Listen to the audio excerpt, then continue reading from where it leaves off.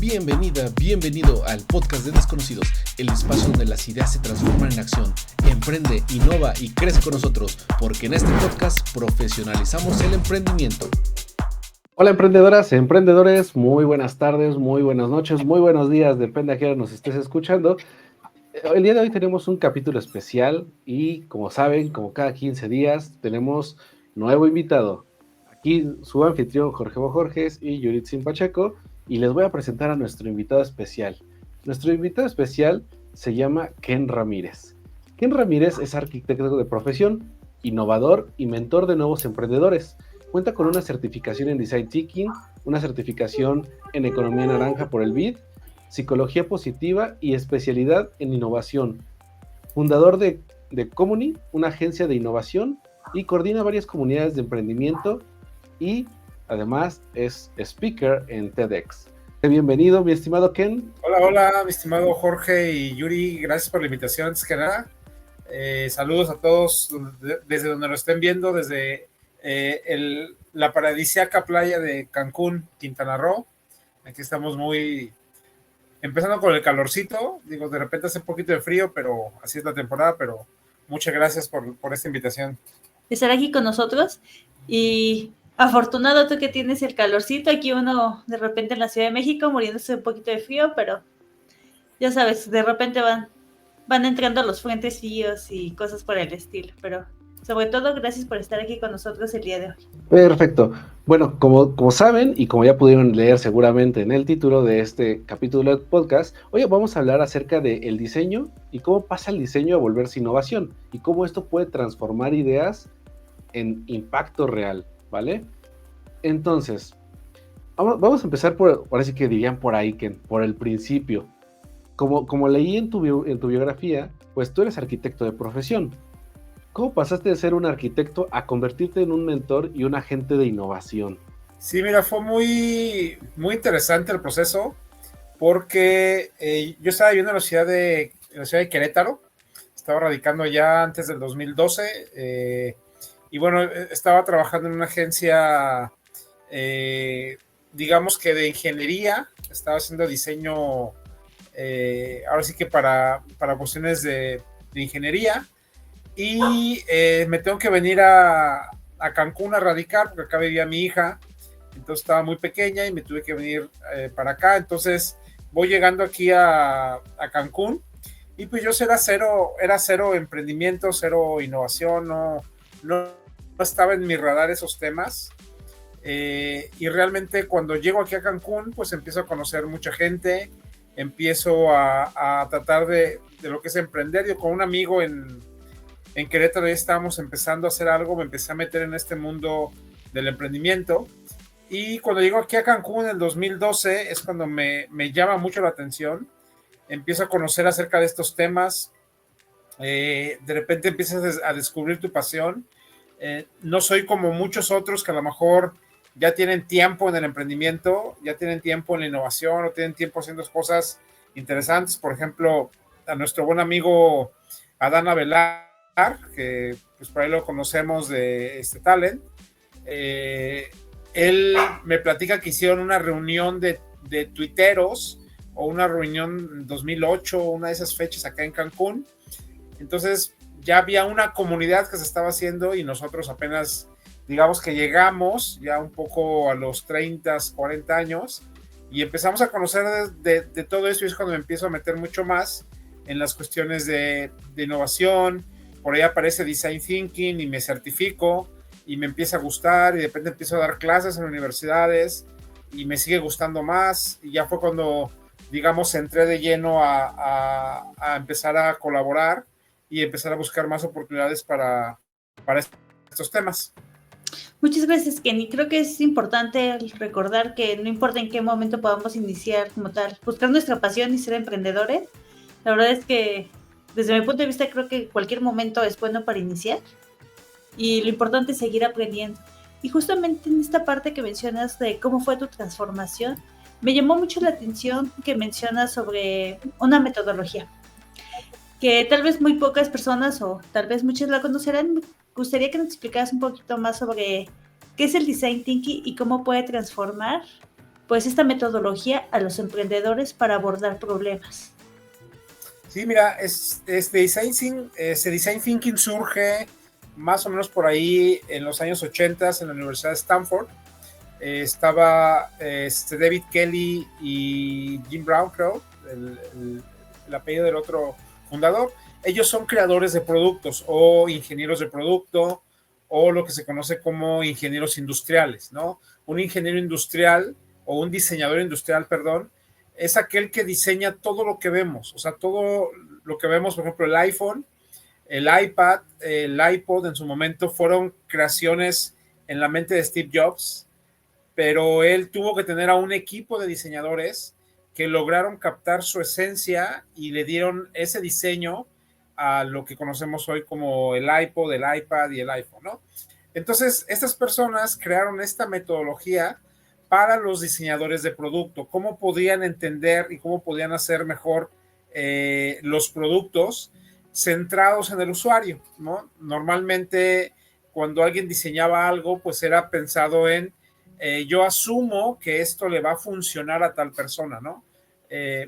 Había algo que decía, yo creo que le va a funcionar y diseño en función a eso, pero no había una pregunta, no había un acercamiento al usuario final.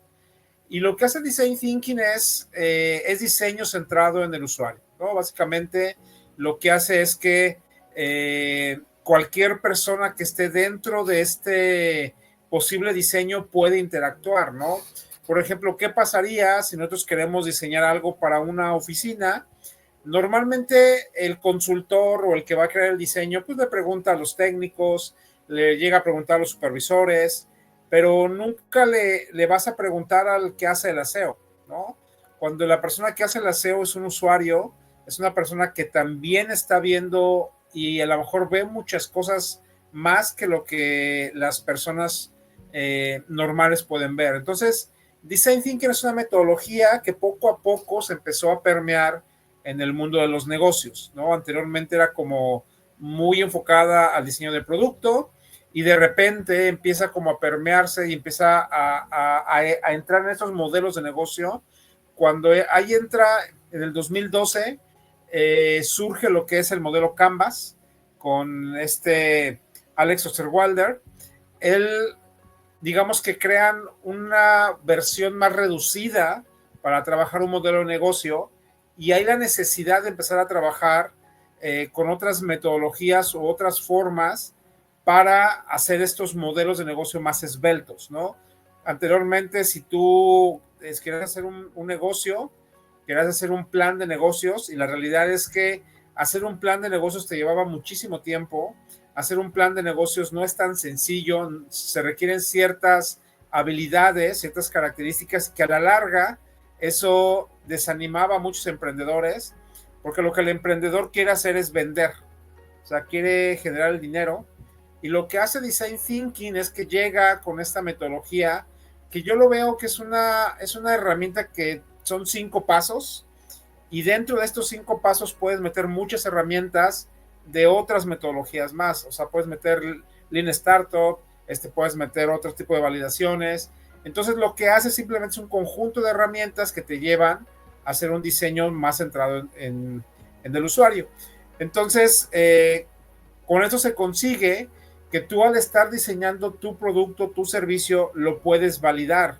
Entras a una parte de validación que es muy importante, porque vas con tu usuario y le puedes preguntar, y a través de ciertas técnicas de prototipado, tú le puedes decir, oye, mira, tócalo, siéntelo, úsalo, cómo lo ves, y dame tu retroalimentación, y eso hace que tú puedas aprender, que tú puedas rediseñar y puedas volver a validar hasta una etapa en la que ya dices, oye, esta etapa o este producto ya está validado por el usuario y ya lo podemos lanzar, ¿no? Y eso te ahorra pues mucho tiempo, mucho dinero, mucho esfuerzo, porque cuando a veces el emprendedor no conocía estas metodologías, pues a lo mejor tú lanzabas un producto y invertías tiempo, invertías dinero, y a lo mejor el mercado no lo necesitaba, el mercado no lo quería así, no era el momento para lanzar el producto y ya habías perdido dinero y te desanimabas. Entonces, lo que haces con esta metodología en el momento de diseñar, pues te sientes con el usuario, te sientes con las diferentes personas. Algo que me gusta de Design Thinking es que te permite trabajar con equipos multidisciplinarios, ¿no? O sea, no es forzosamente que tienes que trabajar con el supervisor, con cierta persona, o sea, puedes integrar dentro de tu proceso de diseño, puedes integrar a diferentes áreas, a diferentes profesiones, a diferentes perspectivas, porque al fin y al cabo lo que cada persona agrega de valor es precisamente la experiencia personal, ¿no? Hay un video que yo utilizo en mis charlas o en mis capacitaciones, es un video que precisamente se grabó en IDEO. IDEO es una empresa que precisamente la genera David Kelly y Jim Brown, y esta empresa se dedica precisamente a eso, a diseñar productos a través de la metodología Design Thinking, ¿no? Y en este video hacen el ejemplo de rehacer un carrito de súper, ¿no? Entonces, es muy interesante porque cuando están presentando a las personas que van a trabajar en el proyecto, de repente hay un biólogo, de repente hay un lingüista, de repente hay un experto en marketing, de repente hay un experto en procesos, hay un estudiante de medicina que no ha acabado de estudiar, pero sigue regresando a hacer los procesos, ¿no? Entonces, es muy interesante porque eso te dice que un biólogo tiene una forma diferente de ver un carrito de súper y te puede agregar valor con la experiencia que él tiene. Un lingüista te puede agregar valor con la experiencia que él tiene, ¿no? Entonces, eso es lo que enriquece un proceso de diseño, porque ya no solamente es el yo asumo que eso es lo que necesita el cliente, sino más bien una diversidad de personas pueden enriquecer un producto y pueden enriquecer, ahora sí, un diseño que tú estés realizando. Eso la verdad es que para los emprendedores es increíble. Y digo, ¿conoces algún ejemplo que nos puedas dar o que nos puedas comentar de empresas, startups o emprendimientos que ya estén usando Design Thinking?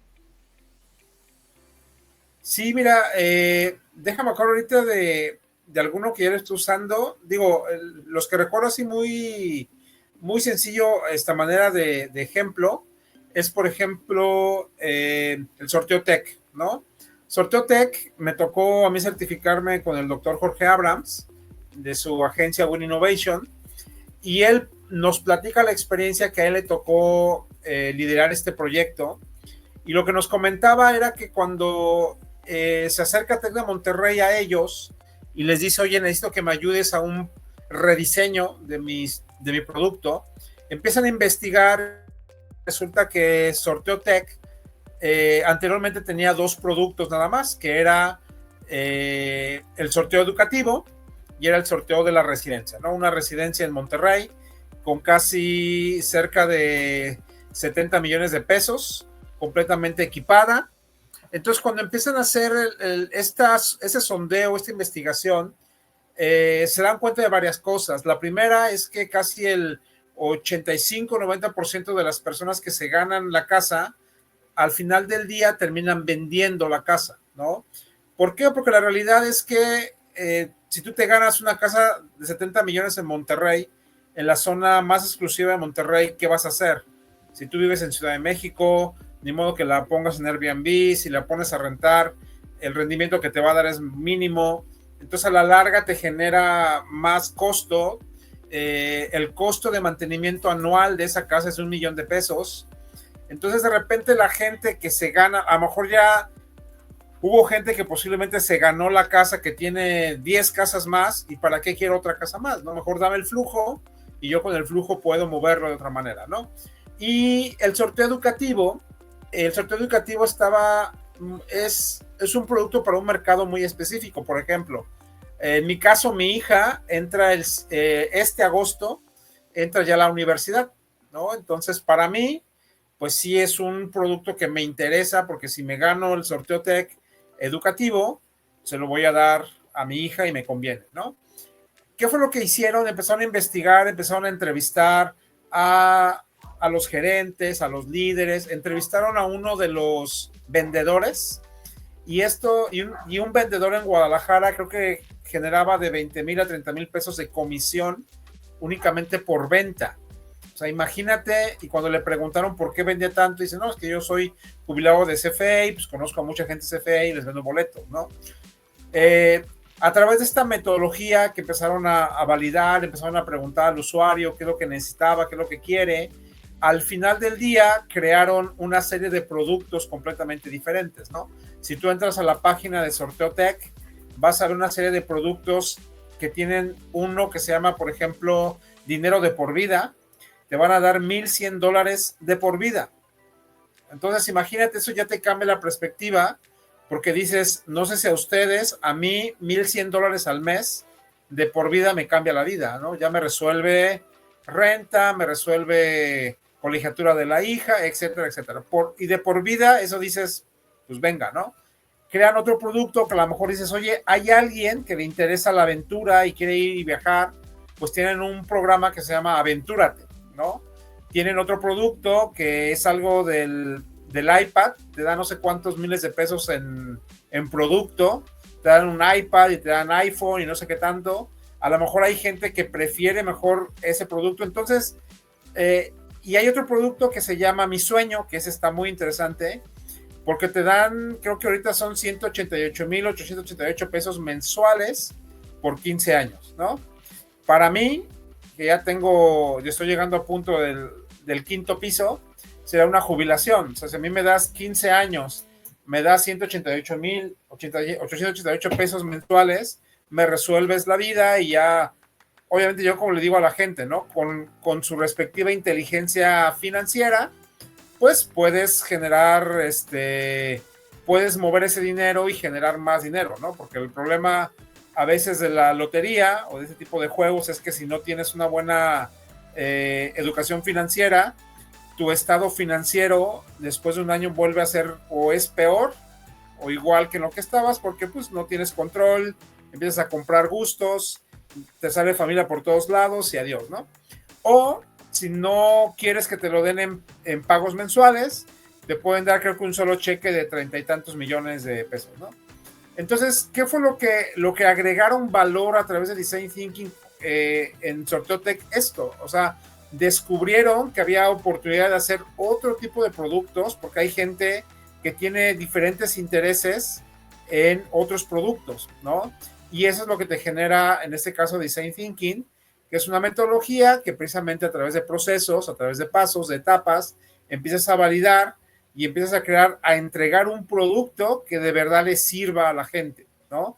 Ya no se quedan en el dicho de, como soy Sorteo Tech, únicamente voy a sortear esto. No, voy a sortear lo que la gente necesita y de acuerdo a diferentes perfiles y diferentes costos, porque creo que hay un sorteo que te cuesta creo que 50 pesos el boleto y te puedes ganar 200,000 pesos así, y creo que el sorteo más grande te cuesta 700 pesos pues por boleto, ¿no?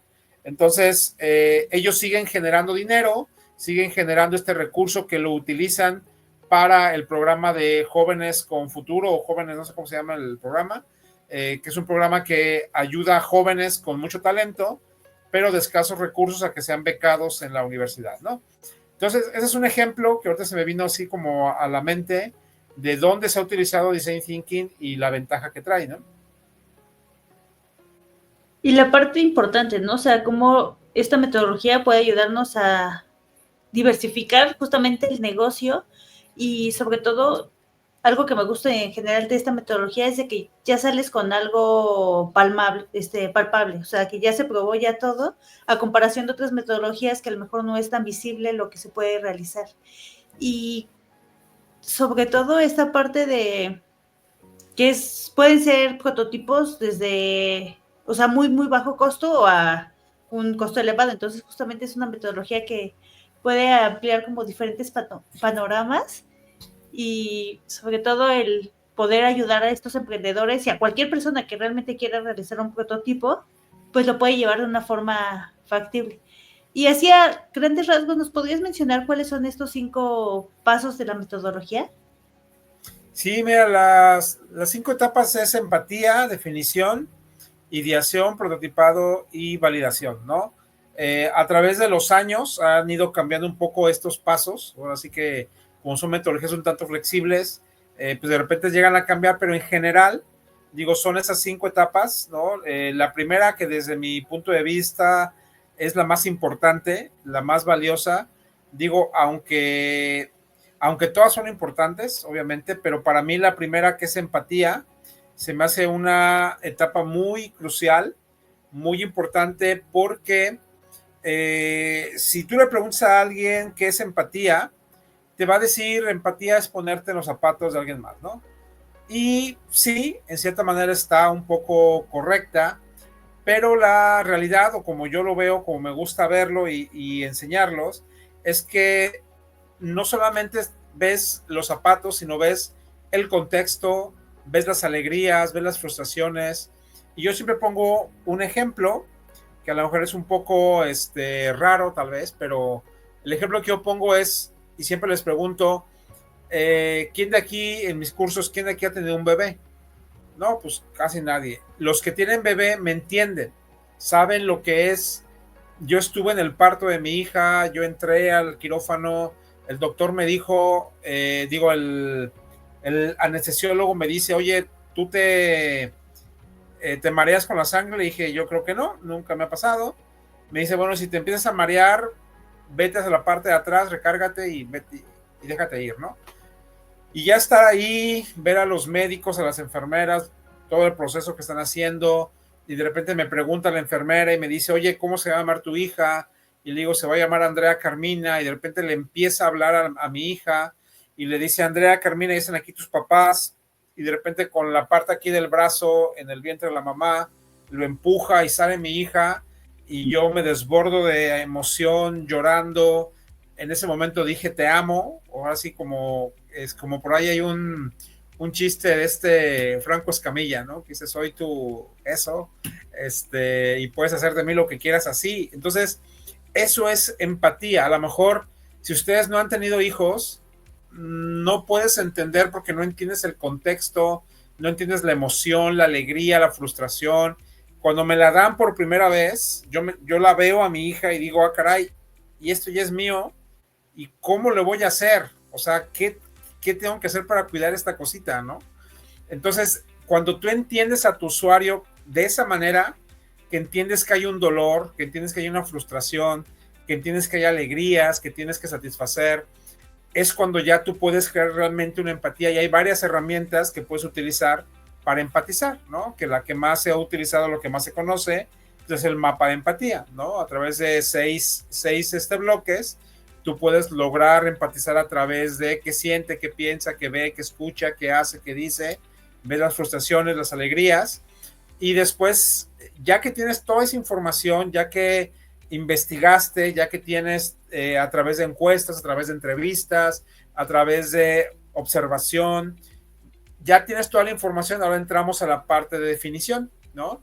Porque en definición es cuando ya dices, a ver, a lo mejor el cliente quería esto, ¿no? El cliente quería cambiar el color de la botella, pero ya la información que me están dando todos los usuarios me están diciendo que la botella está bien. Lo que quieren es cambiar el color del licor, lo que quieren es cambiar el sabor.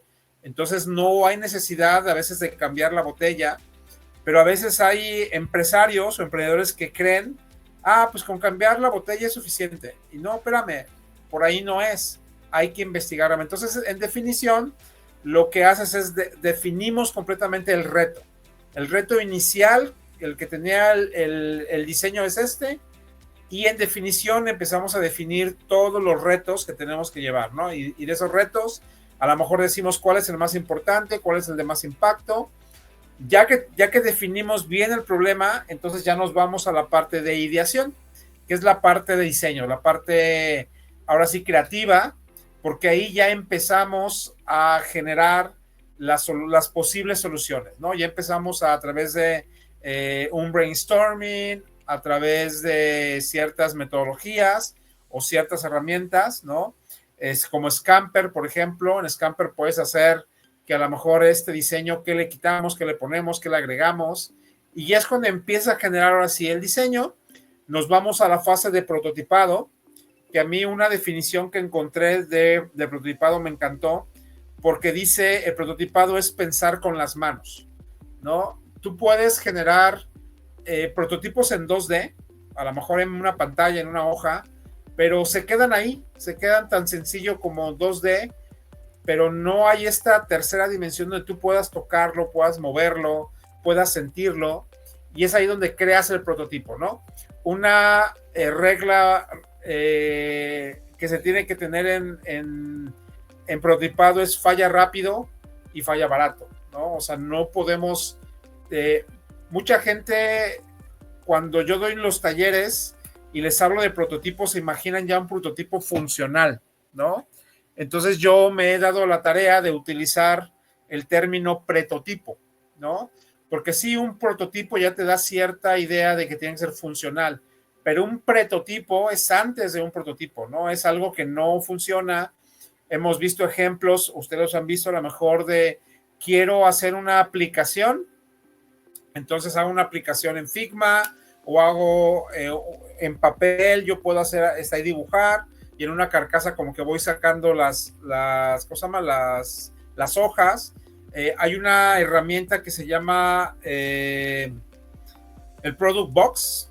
Product Box me gusta utilizarla en mis clases porque se trata de agarrar a los alumnos les pido que lleven una caja de cereal vacía, que lleven material, y en la caja de cereal, en todas las caras de la cara del cereal, tienen que poner la propuesta de valor, tienen que poner el eslogan, tienen que poner el diferenciador.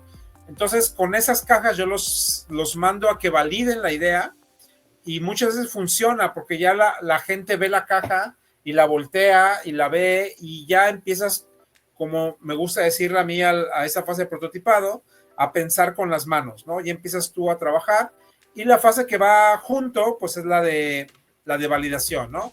A quién vas a validar tu producto, quién es identificar el mercado, a quién vas a validar, porque muchas veces a los alumnos me traen sus validaciones con sus mamás o con su familia, ¿no? Y le digo, a ver, el producto que estás haciendo es para tu mamá, ¿no? Pues no, entonces ¿por qué lo validas con tu mamá, no? O sea, trata de buscar al usuario, al perfil, al mercado, y valídalo con ellos, ¿no? Y la idea es que te digan, ahora sí, cómo lo ven, si les gustó, no les gustó, hay algo a ti que te haya llamado la atención.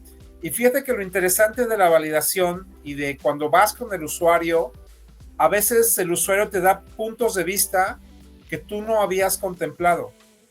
Porque a veces el diseñador, el que está haciendo estos procesos, se queda como muy clavado en una cierta idea, y cuando la abres a más gente, hay gente que ya te dice otra perspectiva y dices, oh, eso está agregando valor, eso no lo había pensado, y es algo que el usuario también necesita, ¿no? Por eso es importante, ¿no? En el video que les mencionaba de ese David Kelly y Tim Brown, hay una parte donde David Kelly dice, es que no somos expertos en nada, somos expertos en el proceso de diseño, ¿no? ¿Por qué? Porque a lo mejor de repente, si a mí, de repente Ken Ramírez me dicen, oye Ken, ¿puedes diseñar, no sé, unos zapatos para mujer? En mi vida he diseñado zapatos para mujer, no soy el usuario, no los uso, pero sí puedo decirte cuál es el proceso para hacer un diseño para un calzado de mujer que sea interesante, ¿no? Entonces aquí la idea es que el design thinker tiene que ser un experto en el proceso de diseño, y así puede ser una chamarra, así puede ser un software, así puede ser un servicio, cualquiera que sea lo que el cliente necesita o lo que el usuario necesita, yo te puedo ayudar a resolverlo porque soy experto en este proceso, ¿no?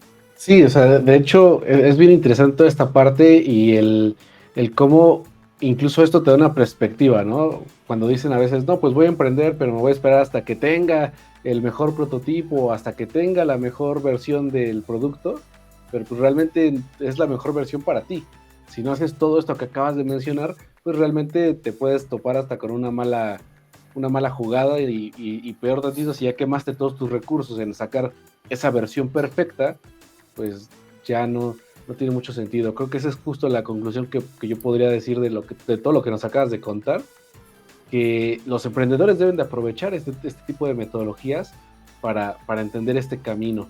Y justo ahorita recordando un poco de lo que habíamos hablado, recuerdo que también tienes una certificación en economía naranja, pero ¿qué significa economía naranja y cómo esto lo podrían aprovechar los emprendedores? Sí, mira, más o menos en los 90s por ahí, obviamente expertos en emprendimiento y todo, empezaron como a diferenciar por colores, ¿no? Porque la gente dice, ¿por qué naranja?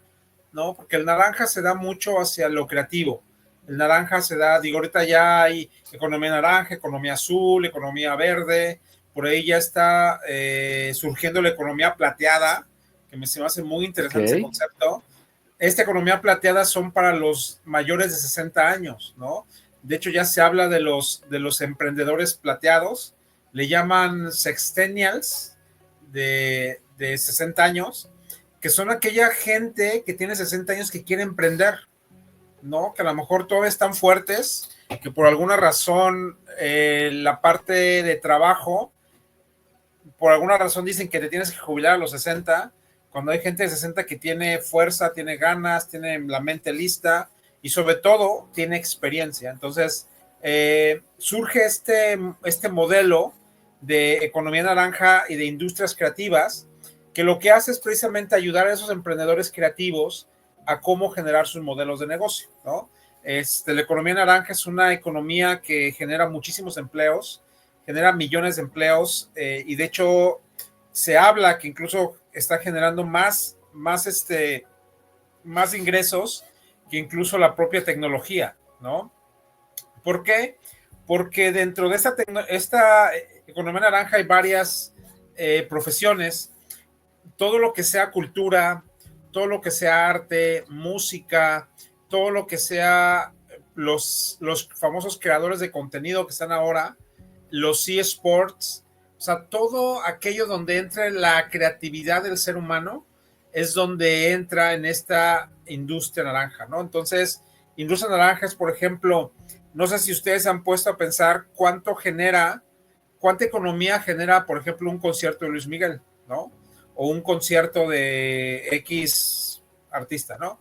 A veces uno se va con la idea de decir, no, pues sí genera dinero Luis Miguel, tanto, pero ¿a cuántas familias alimenta estar desde los que ponen las bocinas, de los que cargan las bocinas, de los que cargan los instrumentos, los que hacen el sonido? O sea, todo lo que está detrás, toda esa gente que depende de una obra de teatro incluso, o vamos a pensar en el Circo del Sol, ¿no? El Cirque du Soleil, toda la gente que está detrás de las tramoyas, de la tecnología, los que hacen los videos, lo que hacen que sincronice la pantalla, o sea, es una multitud de gente y toda esa gente está dentro de la industria naranja, ¿no? ¿Cuál es el problema? Que yo platicaba con un amigo que es músico y con una amiga que es pues escritora y es gestora cultural. Me decía, es que el problema con los artistas es que el artista quiere hacer arte. El artista no sabe hacer finanzas, ¿no? No sabe, es como el diseñador. Es un ejemplo que me quedó muy claro. Es una entrevista que escuché de Amparo Serrano, no sé si la ubiquen. Amparo Serrano es la chica que creó Destroyer, ¿no? Claro. Ella es una diseñadora gráfica, ilustradora que entra dentro de esta economía naranja. Y ella en esta entrevista platicaba y decía que cuando ella sale de la escuela, quiere poner su empresa, se le ocurre Destroyer, empieza a hacer esas ilustraciones, pero ella se queda como directora de la empresa, ¿no? ¿Cuál fue el problema? Que como directora de la empresa, pues de repente tenía que ir a ver contratos, de repente tenía que ver a la gente que iba a contratar, de repente tenía que ir a las grandes empresas a ver es la producción, y lo menos que hacía era ilustrar. Entonces ella dice, ¿qué pasó ahí? O sea, a mí lo que me gusta es ilustrar y yo tengo que hacer cuestiones administrativas, por lo cual quiebra la empresa, o la primera empresa que puso la quebró. Aprendiendo de eso, ella contrata a una persona, no me acuerdo si es su cuñado o excuñado, o alguien muy, muy cercano, lo contrata como administrador, ¿no? Entonces, cuando está haciendo su organigrama, ella queda como directora creativa, pero hay alguien que está como el administrador o el director general de la empresa, ¿no? Entonces, como yo siempre digo, es zapatero a tus zapatos. hay gente que está estudiando para ser administrador de los recursos de una empresa. Entonces, si tú eres de las carreras de arquitectura, eres de las carreras de moda, eres de las carreras de tipo de cosas, al principio, como todo emprendedor, pues sí necesitas ser el todólogo, ¿no? Ser el que contesta, ser el que pasa las llamadas, el que va a pagar, pero tienes que tener claro que hay un momento que tienes que hacer tu modelo de negocio de tal manera que funcione sin ti y que tú sigas haciendo lo que te apasiona. Entonces, la economía naranja entra en este punto en cómo podemos gestionar la cultura, cómo podemos gestionar el arte, cómo podemos enseñar a esos emprendedores a que ellos creen su economía, sus modelos de negocio sustentables, sostenibles, y que puedan crear del arte un producto, ¿no? Un actor, por ejemplo, cómo genera dinero, cómo va a generar este modelo de negocio que le permita seguir actuando y seguir haciendo todo lo que hace, ¿no? Entonces, economía naranja prácticamente es un enfoque de modelos de negocio, pero muy enfocado a las industrias creativas, ¿no? Todas las industrias que te acabo de comentar. Y bueno, el color, pues, como te mencionaba, se lo ponen únicamente porque el naranja pues está muy enfocado a la parte cultural, a la parte creativa, ¿no? Entonces, por ahí más o menos es donde surge pues las industrias creativas. Bueno, y algo que me gustaría comentar es de que una de las personas que podemos notar que está ocupando muchísimo esta parte de la economía naranja, considero que es Taylor Swift. La verdad es que justamente todo lo que mencionabas, como que me comenzó a hacer muchísimo match con toda esta parte de por qué es tan importante lo que ella hace. O sea, la verdad es que estuve escuchando justamente una entrevista que le hacían, la importancia como de todas las personas que estaban detrás de ella para que sus conciertos fueran tan espectaculares. Entonces yo creo que esta parte de la economía naranja, como bien mencionas, no solo es como la estrella, sino realmente todas las personas que están detrás de ella y que hacen que ese show que nosotros podamos ver, pues sea espectacular. Sí, yo te decía, o sea, digo, lo importante, digo, no por nada, creo que en Harvard hicieron una clase de lo que hace Taylor Swift, ¿no? Porque no solamente son los conciertos, por ejemplo, mi hija es Swiftie y tuve la oportunidad de llevarla al concierto en la Ciudad de México cuando vino, y se me hizo increíble cómo logra este momento cuando tú vas entrando al Foro Sol antes del concierto y todas las niñas empiezan a cambiar las pulseras, niñas que no se conocen, que de repente crean esta sinergia. Se me hizo súper increíble decir, bueno, son niñas que están en un lugar seguro y están intercambiando una pulsera de la amistad que a esta chava se le ocurre, ¿no? Y cuando empiezas a investigar más todo el negocio que está haciendo de la música, por ejemplo, algo que hizo ella es que cuando ella surge, un productor se quedó con los derechos de autor de sus discos.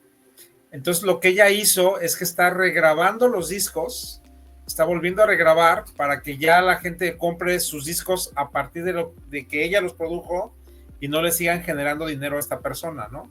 Eso es algo que se me hizo muy interesante. La otra es que quitó a un intermediario, no me acuerdo qué parte del proceso, no sé si a una agencia que le lleva el marketing, se lo quita y lo ve directamente con la empresa distribuidora. Ella se queda haciendo algo así. Entonces, sí es un caso de éxito esta chica Taylor Swift, todo lo que está haciendo desde el punto de vista de negocios, ¿no? Y precisamente eso es lo que trata de hacer Economía Naranja, y también de la parte de cómo restauras los lugares o los barrios, ¿no? Y ya entra también, ¿no?, en temas incluso sociales, ¿no?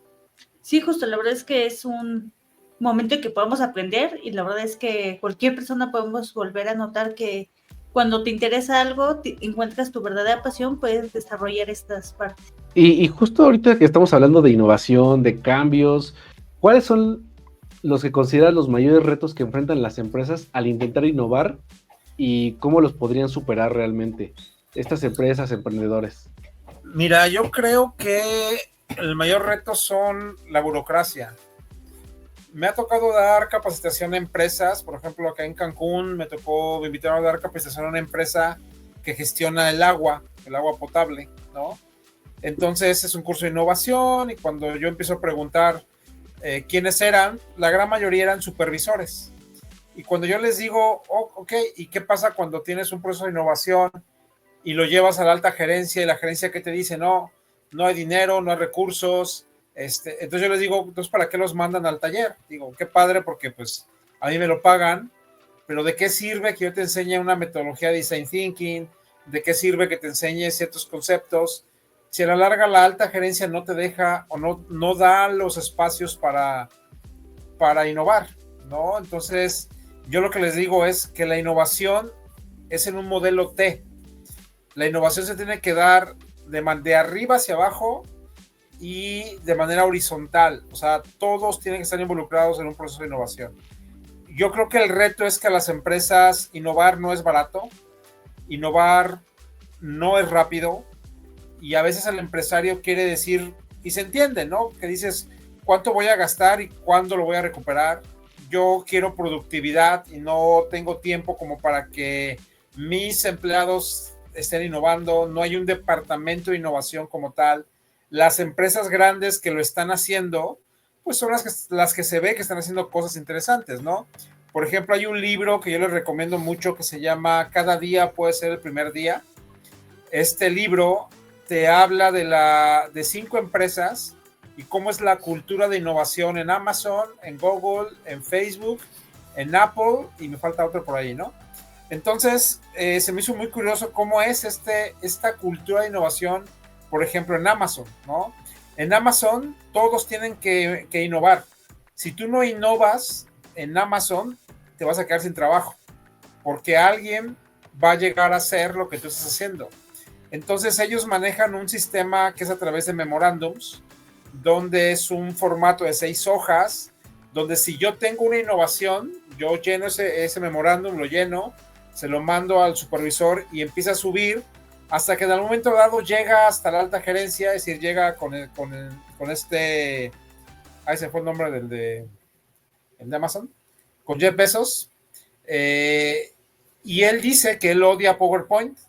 Ellos se ponen a leer estos memorándums y cuando hay una idea interesante, vamos a suponer que Jorge propuso una idea innovadora, le dicen a Jorge, oye Jorge, ven, háblanos del memorándum, tienes tanto tiempo para presentarnos el memorándum y dinos qué vas a hacer, ¿no? Entonces Jorge presenta su proyecto y en ese momento le dicen, ¿sabes qué, Jorge? A partir del lunes te vamos a asignar tantos millones de dólares, te vamos a asignar 5 personas y eres el líder de ese proyecto. Donde estabas trabajando ya, dejas de trabajar ahí y ahora innovas.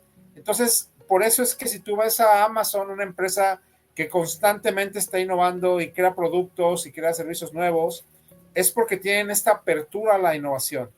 Yo creo que las empresas, sí es muy bonito, es muy fancy, es muy de moda hablar de innovación, todos innovamos y hasta lo usan en los eslogan, ¿no?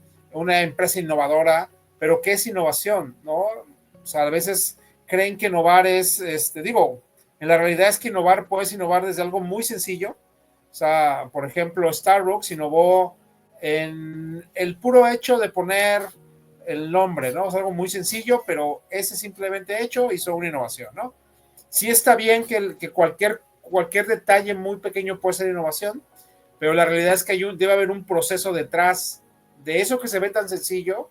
Debe haber un proceso atrás que te llevó a tomar ese paso, ¿no? Entonces, contestando a tu pregunta, creo que el mayor reto de las empresas es que quieren la innovación rápida, quieren la innovación barata, quieren la innovación sencilla, y es mucha burocracia, ¿no? O sea, de repente te enfrentas, y lo que le digo a mis alumnos de universidad, digo, imagínate chicos, ustedes saliendo, tienen 23, 24 años recién egresados, ¿y qué pasa si te ponen como líder en un área con alguien que tiene 50 años, 55 años, 60, ¿no? Que es otra generación que no ha entendido estos procesos, no es tan abierto en su mente para querer innovar y topas con pared, ¿no? Entonces, realmente sé que hay empresas que ya están gestionando la innovación, que ya tienen áreas de innovación, tienen encargados de innovación y estos procesos ya los tienen, ¿no? En el área de sistemas, pues existe esta metodología Scrum, ¿no? Que el Scrum lo que te hace es precisamente una metodología que te hace reducción de costos, reducción de tiempo y hay toda una certificación para hacer Scrum, ¿no? Yo acabo de terminar mi maestría en innovación precisamente, y me tocó un módulo de Scrum y nos platicaba el facilitador, dice que a él le toma de 8 meses a 1 año y medio a implementar Scrum en una empresa, ¿no? Porque no es tan fácil, ¿no? Entonces, ¿qué empresa va a llegar y te va a decir, sí, ponme a un asesor Scrum que me va a cobrar tanto y luego tanto tiempo para hacer los sprints y pues tiempo es dinero? Entonces creo que ese es el mayor reto, ¿no? Sí se escucha fancy, sí se escucha muy bonita la palabra innovación, son palabras que se ponen de moda, por ahí disrupción, de nosotros también ya va a estar como muy de moda, somos una empresa disruptiva, pero realmente yo a veces pregunto, ¿sí entiende la alta gerencia lo que es innovación? Y hay errores, ¿no?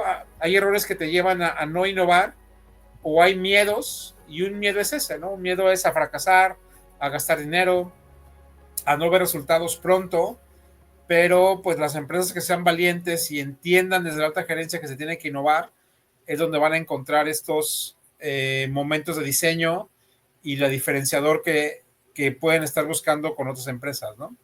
Sí, justamente esta parte de cómo llevar esta innovación. Y sobre todo, algo que me llama mucho la atención que mencionabas es como lo de los errores, ¿no? Y justamente el comprender que los errores nos acercan más hacia donde queremos llegar, creo que es algo que las metodologías en general nos ayudan a comprender que no está mal equivocarnos, sino simplemente es una forma de cómo no volver a hacer las cosas. Y me gustaría que nos hicieras algunas como recomendaciones de cómo podemos fomentar nosotros una cultura de innovación en las pequeñas y medianas empresas.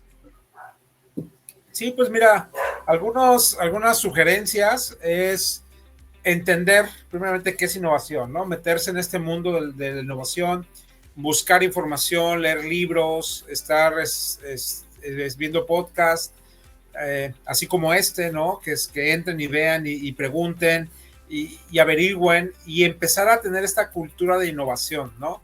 De hecho, en este mundo de Canvas, me refiero a Canvas a todos estos como formatos que empezaron a sacar, incluso ya hay un Canvas de la cultura organizacional, ¿no? Entonces, incluso pensar en esto, es pensar diferente, ¿no? Algo que se da mucho en México y creo que es la competencia, pero una competencia de que si mi vecino ya puso su anuncio en cartulina verde fosforescente, yo lo voy a poner en cartulina naranja fosforescente, ¿no? Entonces, más que copiarle al de al lado, ¿no?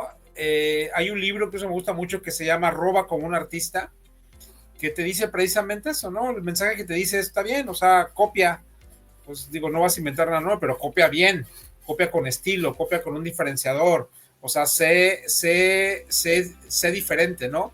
Hay una frase que algún día leí en el tecnológico donde yo egresé, ahí en Querétaro, regresé después de vacaciones y veo sobre la barda que estaba pintada una frase que me encantó, que se me quedó muy grabada, que dice: bienvenida a la competencia, porque siempre sabrán que seguiremos siendo los mejores, ¿no?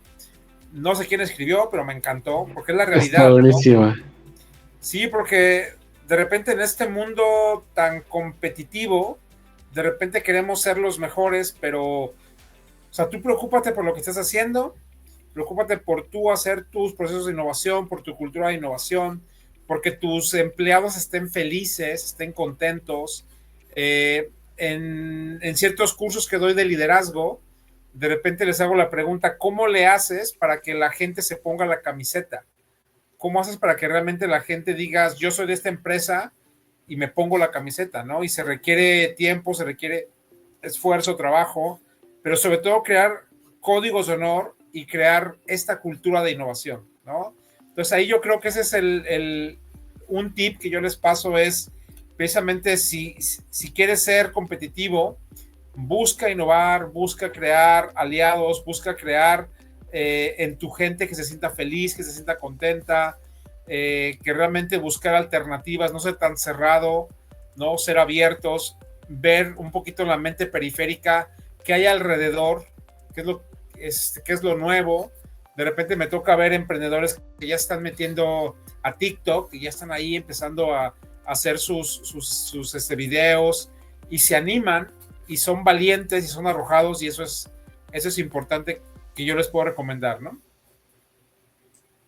Ay, pero muchas gracias, Kenny. La verdad es que justamente el año pasado estaba comenzando a terminar este libro que mencionas de Roba como un artista y justamente muchos pensaban así como de, no, es que la idea es de esa persona y no. Y justamente que mencionaste este libro me hizo recordar que recalca, o sea, la idea puede ser de esa persona, pero en ti está en mejorarla y que realmente las personas no se den cuenta como tal que fue un plagio.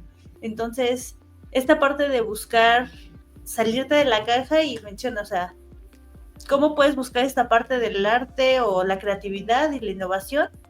Ve cómo lo hacen las demás personas y busca cómo podrías modificarlo y cómo podrías tú ayudar a mejorar esta parte de los procesos que podamos tener dentro de cualquier área.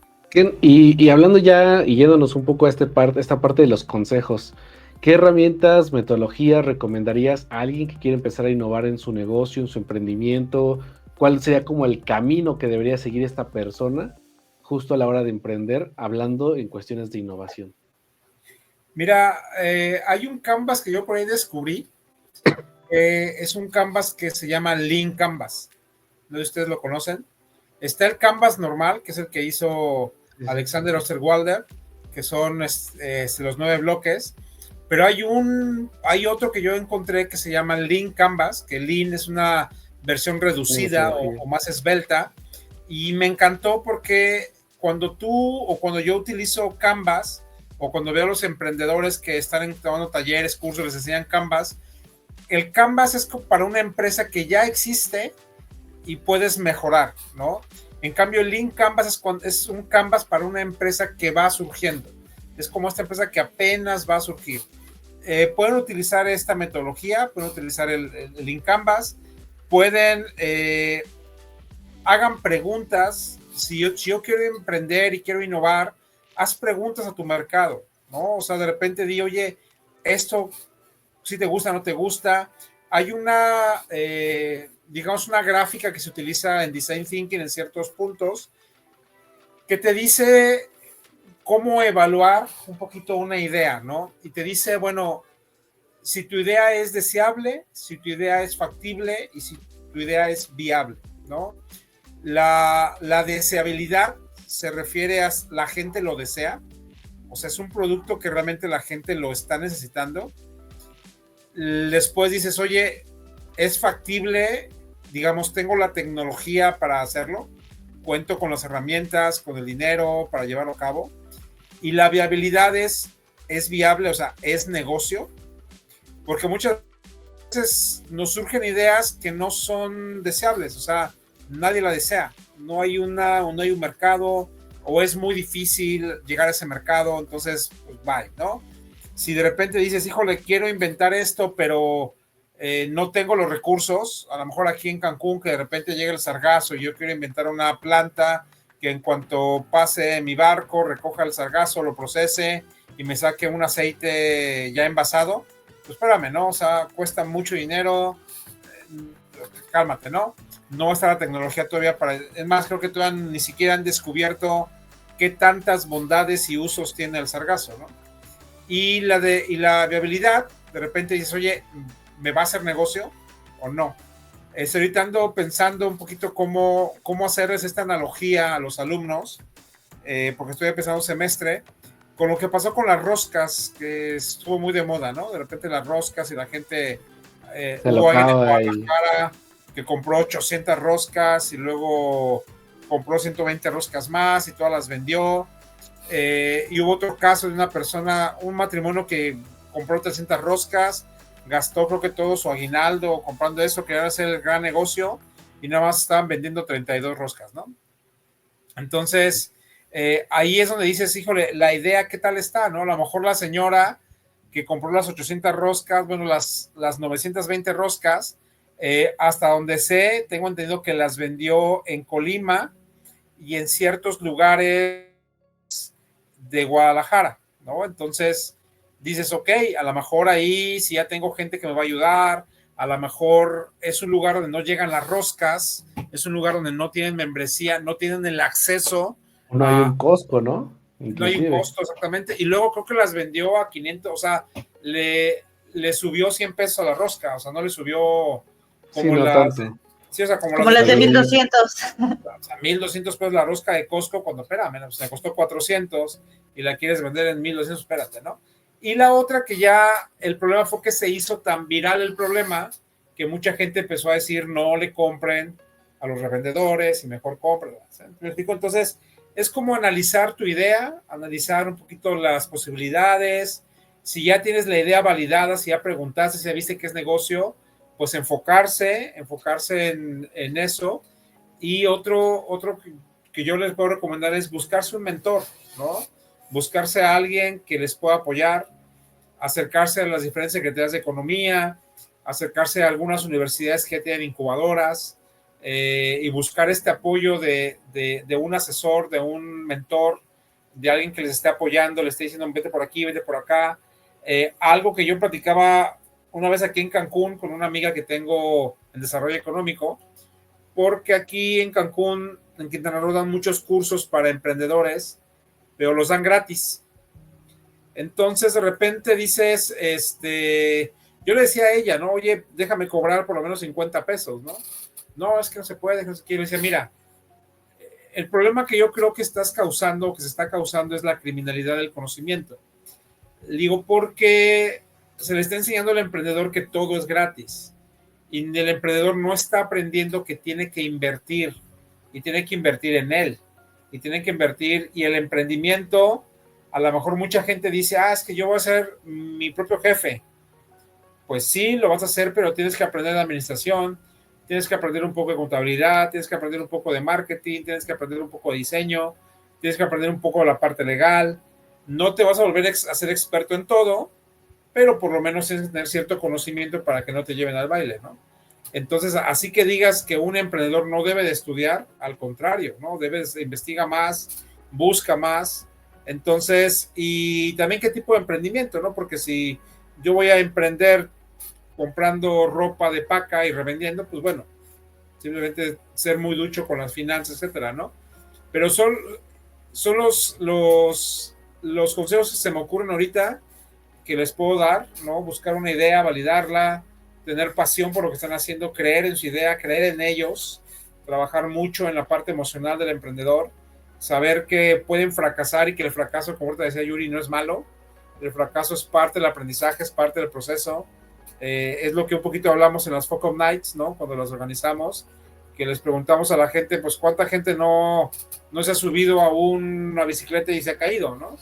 Y no por eso no voy a andar en bicicleta, aprendo, me caigo, aprendo hasta que un momento ya la domino, ¿no? Entonces, fracaso es sinónimo de aprendizaje. El fracaso sería volver a cometer el mismo error y no aprender, ¿no? Totalmente de acuerdo. Amigo Ken, si quieres, ya para ir cerrando, dos cosas. ¿Cómo visualizas el emprendimiento y la relación emprendimiento-innovación en los próximos años con el surgimiento de estas nuevas tecnologías? Y pues si alguien quiere acercarse a ti, ya sea como mentor, ya sea como para una consultoría privada, ¿cómo te podría localizar?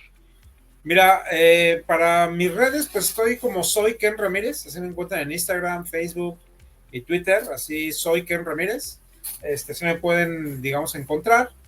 Y yo la relación que veo con emprendimiento e innovación es muy necesaria, ¿no? Estamos viviendo épocas en México muy complicadas, en el sentido de que si alguien de nosotros buscamos recursos o apoyo en gobierno es complicado, ¿sí? No quiero meterme en esos temas de ese gobierno. Yo soy apartidista completamente, pero creo que el emprendimiento es una herramienta necesaria. Le preguntaba precisamente el lunes a mis alumnos, les decía, ¿creen que el emprendimiento es importante? Y algunos sí, no. Porque lo que pasa en las universidades, al menos donde doy clases, que a veces el emprendimiento es una materia que es obligatoria, es una materia transversal. Entonces muchos la toman porque la tengo que tomar, ¿no? Pero no tienen el interés del emprendedor. Yo lo que les digo, a ver, las grandes empresas, dime dime cualquier gran empresa que tú quieras, Amazon, Facebook, Louis Vuitton, Gucci, Ferrari, toda la que tú quieras.